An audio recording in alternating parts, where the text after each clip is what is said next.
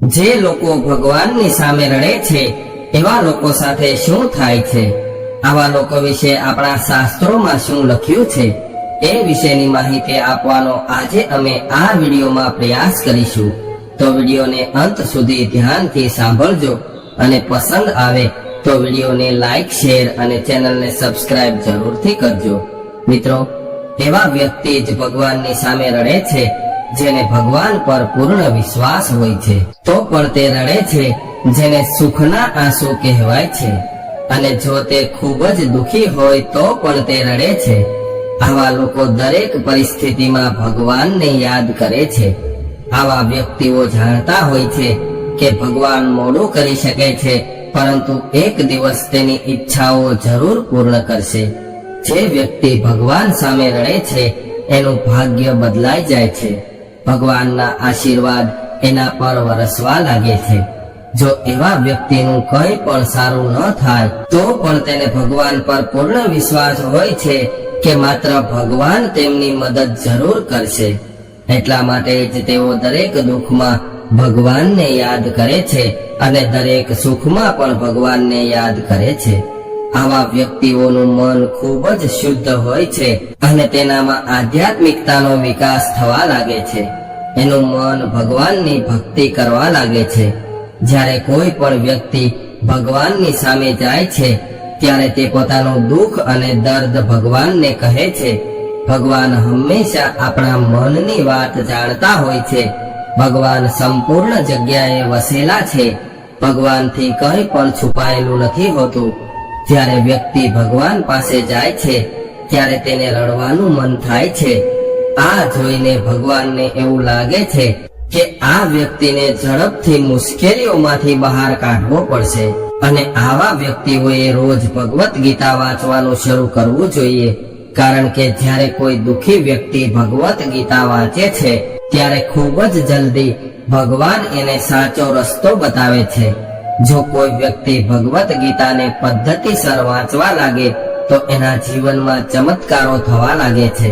વ્યક્તિ ભગવાનની સ્તુતિ કરવા લાગે છે ત્યારથી જ ભગવાન તેના જીવનના તમામ દુઃખો દૂર કરવાનું શરૂ કરે છે.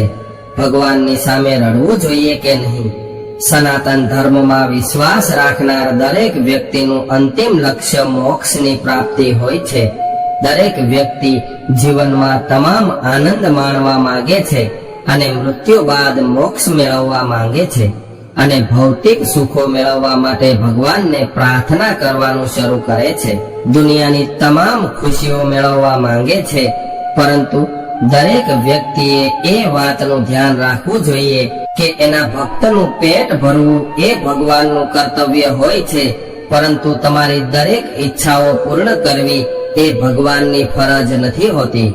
ભગવાને પણ આ ધરતી પર જન્મ લઈને અનેક સંઘર્ષો કર્યા હતા. તેમણે લોકોને જણાવ્યું હતું કે જીવન કેવી રીતે જીવવું જોઈએ. આ પૃથ્વી મૃત્યુની ભૂમિ કહેવાય છે, કારણ કે ધરતી લોકમાં મનુષ્ય વિવિધ જાતિઓમાં જન્મ લે છે અને મૃત્યુ પામે છે, અને ધરતી પર 84 લાખ પ્રજાતિઓ હોય છે, જેમાંથી મનુષ્ય જન્મ અનેક મુશ્કેલીઓ બાદ મળે છે. પ્રાણીઓ પણ ભોજન કરે છે અને બાળકોને જન્મ આપે છે, પરંતુ મનુષ્યનો જન્મ અનેક ઉદ્દેશ્યો માટે થયો છે. આપણે આ ધરતી પર મોજ કરવા માટે નથી જન્મ્યા, પરંતુ આ ધરતી પર મનુષ્ય પોતાના સારા ખરાબ કર્મોનું ફળ ભોગવવા માટે જન્મે છે. અને જે વ્યક્તિ સારા કર્મો કરે છે અને સાચા મનથી ઈશ્વરની ભક્તિ કરે છે એવા વ્યક્તિઓને ભગવાન મળે છે. જે વ્યક્તિ બીજાને નુકસાન નથી પહોંચાડતો અને પોતાની મહેનતથી કમાયેલા પૈસાથી પોતાના પરિવારનું પેટ ભરે છે અને મનુષ્ય સહિત કોઈ પણ જીવને નુકસાન નથી પહોંચાડતો એવા વ્યક્તિને ભગવાન મળે છે. એનો અર્થ એ નથી કે કોઈ તમારા પર હુમલો કરે અને તમે એને ચૂપચાપ સહન કરો. ભગવાને આનો પણ ઉપદેશ આપ્યો છે.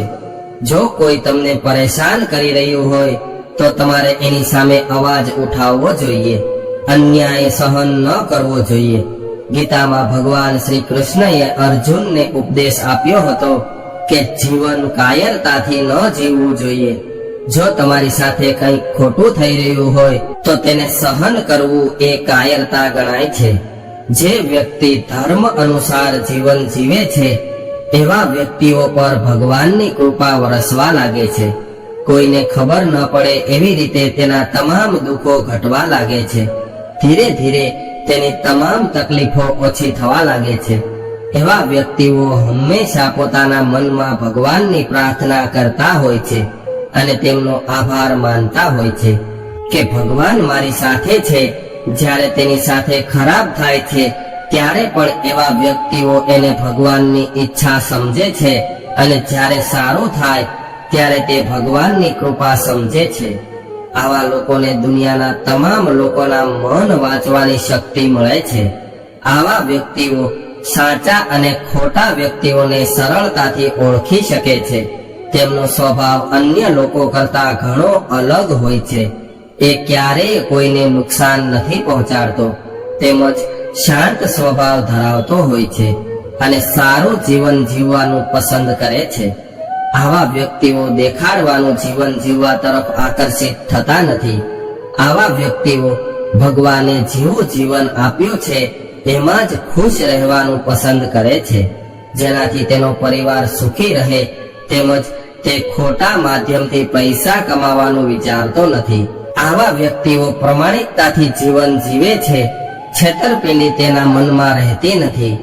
આવા વ્યક્તિ તેના પ્રિય ભગવાનની પ્રાર્થના ચોક્કસ કરે છે અને જ્યારે તે ભગવાનના મંદિરે જાય છે અને ભગવાનની પૂજા કરે છે ત્યારે તેના મનમાં ઘણા સારા અને ખરાબ વિચારો આવે છે અને ત્યારે તે પોતાના દુઃખને યાદ કરે છે અને ત્યારે તે પોતાના આંસુઓને રોકી નથી શકતો અને ભગવાનની સામે રડવા લાગે છે. અને આ નિશાની ખૂબ જ શુભ છે કે તમે તમારું દુઃખ ભગવાનને કહો છો તો દુઃખના સમયે ભગવાન તમને કોઈ પણ રીતે મદદ કરે છે. એટલા માટે આપણું દુઃખ ભગવાનને જણાવવું જોઈએ અને તમે ભગવાનની સામે રડી પણ શકો છો. ભગવાન તમારું દુઃખ સમજે છે. તે તમારી મદદ કરવા માટે હંમેશા તૈયાર હોય છે. ભગવાન તમારા દુઃખ દૂર કરશે. તમારા જીવનમાં ગમે એવડી મોટી મુશ્કેલી હોય તો પણ તે તમે ભગવાનને કહો અને ભગવાનને દિલથી પ્રાર્થના કરો તો તમને ચમત્કારિક લાભ પ્રાપ્ત થશે. ધાર્મિક પુસ્તકો વાંચવાથી મનને એકાગ્રતા અને શાંતિ મળશે, જેવું તમે ક્યારેય વિચાર્યું પણ નહીં હોય એવું પરિણામ મળશે. તમારી તમામ ચિંતાઓ દૂર થઈ જશે અને માનસિક તણાવ દૂર થઈ જશે. દુનિયામાં સારા અને ખરાબ બંને લોકો રહેતા હોય છે, પરંતુ જ્યારે તમારા સારા દિવસો આવવા લાગશે ત્યારે તમને સારા મિત્રો પણ મળવા લાગશે. મિત્રો, આજની વાત તમને કેવી લાગી કોમેન્ટમાં જરૂર જણાવજો અને પસંદ આવી હોય તો વિડીયોને લાઈક, શેર અને નવા હોય તો ચેનલને સબસ્ક્રાઇબ કરી અને કોમેન્ટ બોક્સમાં જય શ્રી કૃષ્ણ લખવાનું ભૂલતા નહીં.